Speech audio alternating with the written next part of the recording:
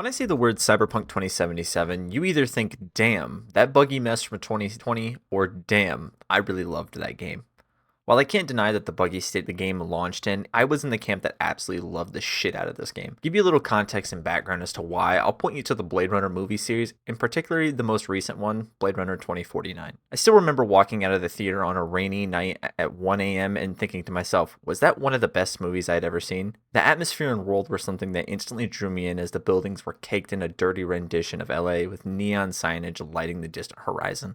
All of this I feel is important to illustrate when talking about Cyberpunk 2077, as this game is a playable version of one of my favorite movies of all time. I've always loved these characters, this world, and especially the stories that are told in this game, and the addition of the 2.0 update and the spy thriller expansion Phantom Liberty only further strengthens that love and enjoyment.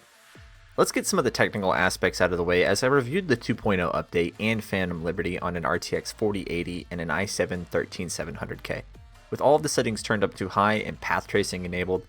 I know this is going to sound absolutely ridiculous and crazy, but go out if you can, buy a 40 series GPU and play this game with those settings, because it is absolutely fucking incredible with the way that this game looks with the settings turned up. There are some times where I would just go ahead and I would walk around and take in the streets of both Night City and Dogtown. Now, it might look good, but how does it run? Well, I'm happy to report with all the current settings, my average is at or above 100 FPS with most times.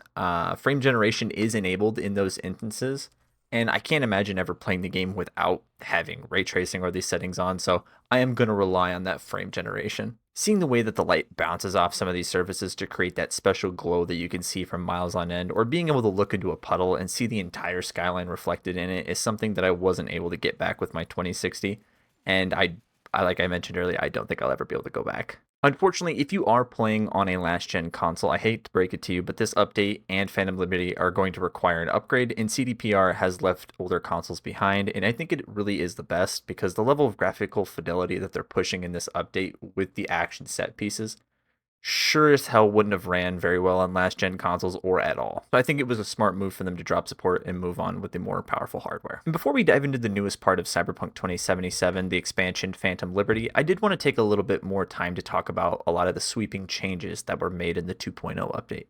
Now, over the course of the last 2.5 years, CDPR has really tried to right the wrongs of the release of the base game, with nearly the entire first year of post-launch being spent on bug fixes and getting the game to run at an acceptable rate on last-gen consoles. Over time, the game was updated, and we did see the slow addition of some new side gigs and cars, but nothing major in the terms of fundamentally changing the game. Transmog and the ability to buy other apartments was added along with some tie-in content for the Cyberpunk anime Edgerunners, which you should totally check out if you haven't. After the update, CDPR kind of went dark until update 2.0. 2.0 is a complete revamp and overhaul to many of the main game's core systems. And one example that I like to use here is from the original promo trailers. We can see our character leaning out of the car and shooting the SMG at the cops that are chasing. Well, back when the game launched, car combat was not possible, and the police would essentially spawn out of thin air in waves to come attack you. Now with the 2.0 system, we're actually able to recreate that entire sequence with the full car combat as well as the police chase sequence that functions a lot like the Grand Theft Auto series, with the wanted level going from 1 to 5. Getting to police level 5 is the definition of fuck around and find out, because if you fuck around enough, Max Tack will show you up and put you in your place if you aren't cloned out. Who the fuck are you? Cyberpunk! Welcome to me. Watch my tongue. They're cyberware. I'm gonna try to neutralize them. That's initial plan. The skill trees also got a complete rework, and if you're a returning player, you will have a lot of skill points refunded because of how massive these changes were. And I won't be showing you all the skill trees and abilities, but more so just the ones that I favored for the duration of my playtime. Whether you want to sink a ton of points into a throwing knife build, which is insanely overpowered no matter the level of the content you're doing, or you can put a majority of points into a sharpshooting build that focuses all on hitting critical shots. With this new update and Phantom Liberty, it does raise the level cap to 60, so that allows you to max out 3 skill trees all the way to 20. Allowing you to fully see the top tiers of the skills that they have to offer and unlock. While not all of them are going to be for your playstyle, it is encouraged to dump skill points in and out, as you can refund them at any time. Attribute points, on the other hand, can only be reset once per playthrough, so I would hold off on using that till you're further down the line or have a maxed out character. With these new skills and trees, we see a significant change to how abilities affect the combat and the gameplay. Previously, before 2.0, you were dumping points into categories getting a small percentage increase or boost to a certain stat. While that fundamentally still exists, it does also open up different gameplay aspects as well. 2.0 goes as far as to add something more akin to a Borderlands skill tree system. For instance, I have a skill that I've dumped enough points into that will arc tech weapon shots to one another, creating this sort of chain lightning effect. And my first thought was that's the Risk Runner from Destiny, and that is essentially how it does function. Another one of the skills that I have heavily used in my 2.0 playtime, as well as Phantom Liberty, was the throwing knife build. And there are perks that allow the throwing knives to be instantly returned on critical hits and kills. And if you even want to take it a step further, you can make it so that every time you are dashing, it will trigger a critical knife throw on your next target, effectively allowing you to chain these two abilities together so long as you can hit your target. Another one sees the effectiveness of the smart weapons increased, and that by reloading the weapon, it will no longer break the active target lock like it normally would. Looking back at the combat now versus how the game launched is night and day. The things that you can do in 2.0 are miles ahead of where they were some 3 years ago. Melee combat has been entirely reworked as well, and you're going to be hearing me say that a lot, but I believe it's best to mention just how massive some of these changes are. The melee combat was pretty static in that you only had a few options like a small knife, a cleaver, or a katana. Now in 2.0, there are 2 whole sections that are dedicated in the skill trees with perks that are specifically dedicated to melee builds or melee leaning arsenals. My favorite and personal one that I like to run a lot is going to be the Cyber Ninja, allowing you to block bullets and even deflect them back at enemies if you put enough points into it. While that might not seem like much, it fundamentally changes the entire aspect of the game and is previously half-baked or underutilized, and that is what a lot of 2.0 is aiming to do, is taking systems and fully fleshing them out to their best potential. And with all that laid out in front of you, I can now present to you the grand finale to the redemption arc that CD Projekt has been working on, Phantom Liberty. Shit! Fuck me!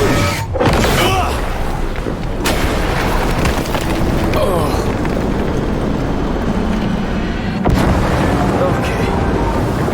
Got this. Save the president. Sure. No fucking problem.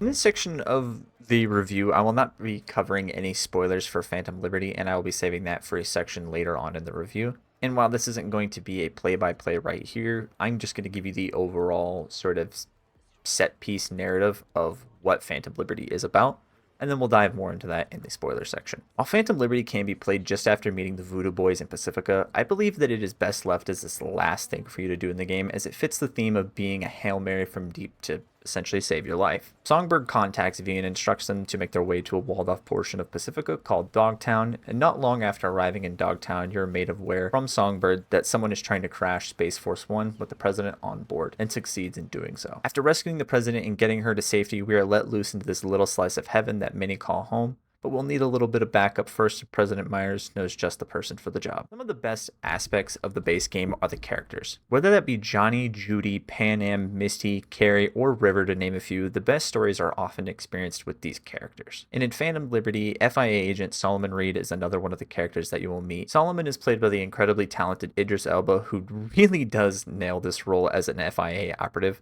And I really wasn't sure if they could get someone that could match Keanu's star power and presence, but Idris really does steal a lot of the scenes that he's in with the way that he's captured and portrayed as a no-nonsense spy that will do whatever it takes to get the mission at hand done. While we have actors like Megan Fox turning in arguably one of the worst performances that I've ever seen from a movie star in the most recent Mortal Kombat game. All Earth Realmers will soon know of Eternus. My realm starves, and it's coming here to feed. To Idris Elba giving what I think is one of his best performances in a video game or movie in Solomon Reed. 1 minute, he's this cold, calculated spy that will manipulate and run mind games around you. Then he's having a moment about life and past choices and whether that he made the right decision in all of this. And you start to wonder, is he finally letting his guard down, or is it all part of the bit? And the way that Idris plays this is so well, and you can't really tell half the time, I feel like. Also returning in Phantom Liberty is our favorite rocker boy, Johnny Silverhand, played by the always lovable Keanu Reeves. What would you do in my shoes, Johnny? I am in your shoes, dumbass. For every gonk choice you make. But I can't do dick.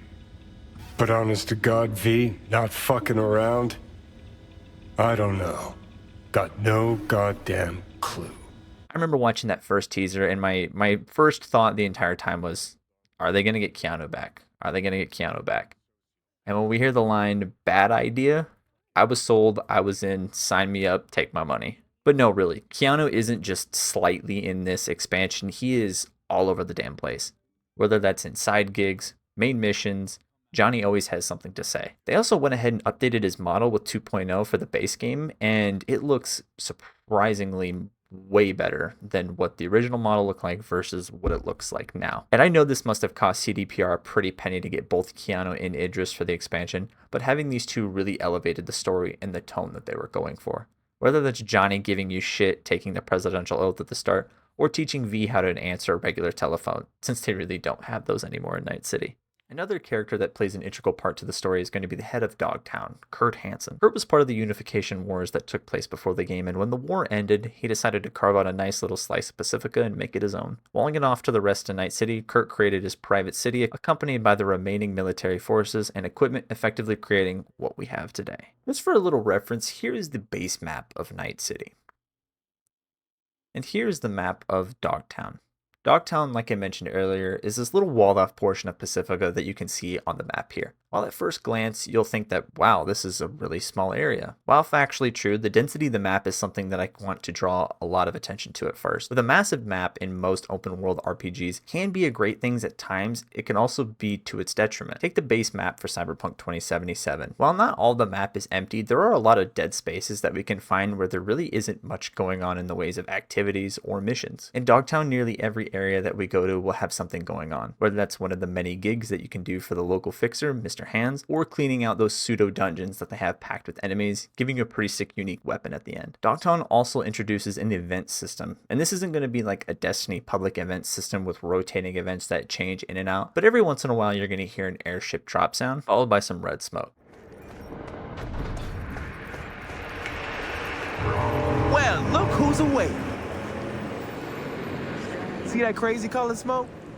Yep, wham bam. One of Hansen's cargo drops, no doubt. Following that red smoke will lead you to an area which usually has a good amount of enemies for you to take out and dispatch, and once they've been taken care of, you can usually loot that airdrop. The airdrop usually contains some weapons and progression shards that boost either your carrying weight or the amount of cyberware that you can have equipped. Also exclusive to Dogtown is the Black Market Weapon Vendor. This guy is something that I've been asking for since the base game launched and started my 100% playthrough. In any one of these apartments that you buy, you're able to fill up slots on the weapon wall with iconic weapons that you find out in the world. Some are obtained by completing quests, others are found out in the wild. Black Market Vendor will occasionally sell weapons that you might have missed or no longer have access to. While they might not have everything, if you do wait 24 hours, the stock will refresh, allowing you to check back frequently. I spent nearly 25 to 30 hours in this expansion doing everything I could in Dogtown, and came away thoroughly impressed with the scale, but also the density of the map. Also, come on, this shit looks beautiful. From here on out, I am going to be discussing the endings and how do they divulge and what the differences are in them. So if you would like to remain spoiler free for the expansion of Phantom Liberty, go ahead and skip to the timestamp here on the screen. In the mission Firestarter, we're faced with a major choice in the Phantom Liberty storyline, and one that effectively changes how the last portion of the game wraps up. Here you can either help Songbird with stealing the Neural Matrix, which is an AI from beyond the Black Wall that can supposedly cure both her and V, or you can side with Reed in bringing Songbird in along with the Neural Matrix. Choices like these were missing from the base game, as this does change how the rest of the narrative and the game unfolds, where a common complaint from the base game was that our choices never mattered and that the outcome was predetermined in most cases. On my first playthrough, I decided to side with Reed, as I believed all of the previous shit that Songbird had done meant I couldn't quite trust her. While I did not trust Reed that much more, he still had the same goal as me to help bring Songbird and the Neural Matrix in, so that's why I sided with him. This ending sees you fighting Kurt Hansen as he kills Alex, and then chasing Songbird as she goes cyber psycho and has a brief run-in with MaxTac. After locating the convoy and taking out MaxTac, we follow Songbird to an underground bunker deep below Night City, and this whole sequence gave off some really spooky vibes as you descend down a dark elevator shaft with one light at the bottom to light the way. Housed deep within the Cynosure bunker, I might have said that wrong, so I apologize. Songbird has plugged herself into a direct access point to the Black Wall, where her body is slowly being taken over by rogue AIs. What follows is literally one of the most chill-inducing and fear moments I've ever experienced in this game. You're forced to stealth your way through this section of the game as you're hunted by a killer robot. And when I say killer robot, I mean this thing will sprint over to you and rip you to shreds in a matter of seconds. This game went from action RPG to a survival horror game in about 3 seconds. This section does go on for a bit while than more what I would have liked. Over the course of this sequence, you are treated to some flashbacks from Songbird's early years growing up in her apartment back in Brooklyn, to being hired by Solomon Reed and the FIA. In the end, V is able to locate Songbird before Reed is faced with an emotional choice. Do you save Songbird and give yourself a chance at survival? Or do you, at the request of Songbird, put her out of her misery and mercy kill her? No. They'll never let me go.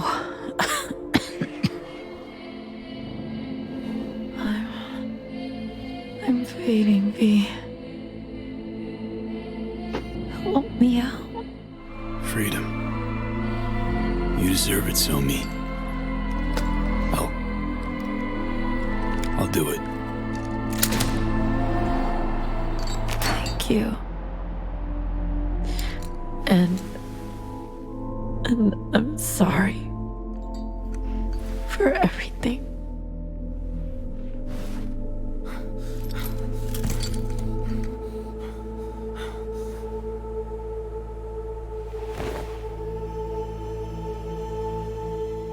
I honored her choice, not allowing her to be taken back into the fold once again, but also ending my chance at possibly living to fight another day. In this ending, Reed is pretty pissed at you because he failed his mission, all of his team is dead, and Songbird, the one person that he recruited and cared for, is now dead thanks to us. He does relent that maybe, just maybe, V was right by fulfilling her request. She's now free. If you side with Songbird during Firestarter, she will hack all the stadium systems, causing a mass panic, allowing you to fight your way out of the area into the awaiting getaway cars. After a really long wait period that saw me wait 5 in-game days, using the fast forward function and doing side quests, the final mission, it had me go ahead and meet Songbird as we prepared to board a lunar launch shuttle. Songbird believes that we can get proper help needed to cure both of us if we take the neural matrix to the moon, as there's a base there where they can offer us help. And after a pretty lengthy combat section that sees you listening to some of the best combat music I've heard in a game, I'm going to play it here. If I have to mute it, I'm sorry, but I'm going to play a little bit of it here.